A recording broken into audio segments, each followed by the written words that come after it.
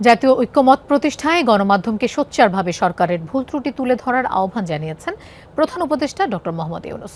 সকালে বিভিন্ন পত্রিকার সম্পাদকদের সাথে বৈঠকে একথা বলেন তিনি। অন্তর্বর্তী সরকারের মেয়াদ কতদিন হবে সে বিষয়ে প্রধান উপদেষ্টা জানান তা ঠিক করবে জনগণ।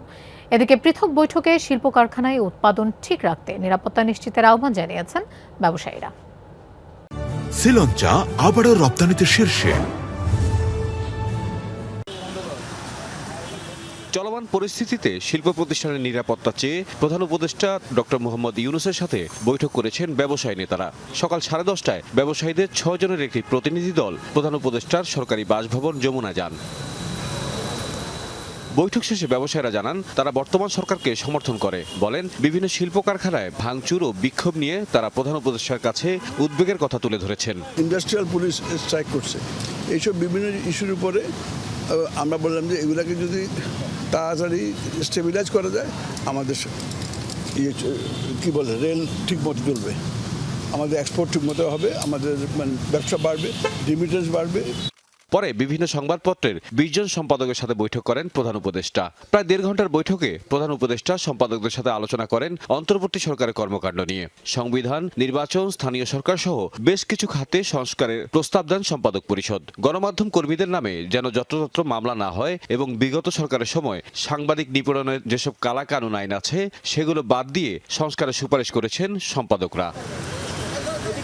পরে বৈঠকের বিষয়ে সাংবাদিকদের সাথে কথা বলেন ডেইলি স্টার সম্পাদক। সাংবাদিকদের নিশ্চয়তা এবং সাংবাদিকদের ব্যাপারে যে এরকম যত্রতত্র খুনের মামলা হচ্ছে এটা যেন বন্ধ হয় এবং এই ব্যাপারে সরকার যেন সুস্পষ্ট একটা অবস্থান নেন। মিডিয়া নিষ্পেষণে যতগুলো কালো আছে সেগুলোর যেমন digital security act, cyber security act, এই ধরনের আইন যেন অ্যাটলিস্ট এই মুহূর্তে ঘোষণা হয় যে এগুলোতে সাংবাদিকের নিপীড়নের যেসব অধ্যায়গুলো আছে এগুলো কার্যত হবে না।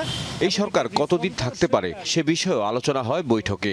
এই সরকারের এজেন্ডা কি সেই অনুপাতে সময়। অনেক রাজনৈতিক দল বলেছেন আপনার যতদিন লাগে, তারপরে কোনো রাজনৈতিক দল বলেছেন যৌক্তিক সময়। তো এগুলো তো একটু অস্পষ্ট। তো ওনার ইচ্ছা যে আমরা ইভেন খবরের কাগজের মাধ্যমেও টেলিভিশনের মাধ্যমেও এগুলো নিয়ে বিস্তারিত আলোচনা করে ওনাকে একটা ধারণা দিই যে জাতি কি চায়।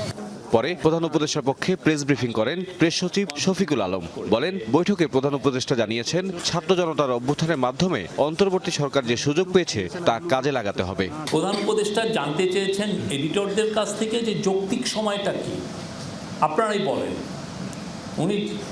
তিনি সরাসরি তাদের কাছে জানতে চেয়েছেন যে যৌক্তিক সময়টা কি, এটা কি 1 বছর না 6 মাস না 2 বছর না 3 বছর। একজন যেমন একজন লিডিং এডিটর বলেছেন যে it should be between 2 and 3 years। Press সচিব জানান অন্তর্বর্তী সরকার দেশে একটি শক্তিশালী গণমাধ্যম দেখতে চায় যারা স্বাধীনভাবে কাজ করবে। কাজের উপরে তো আপনি নির্ভর করবে যে। তাহিদ মিথুন, যমুনা নিউজ, ঢাকা।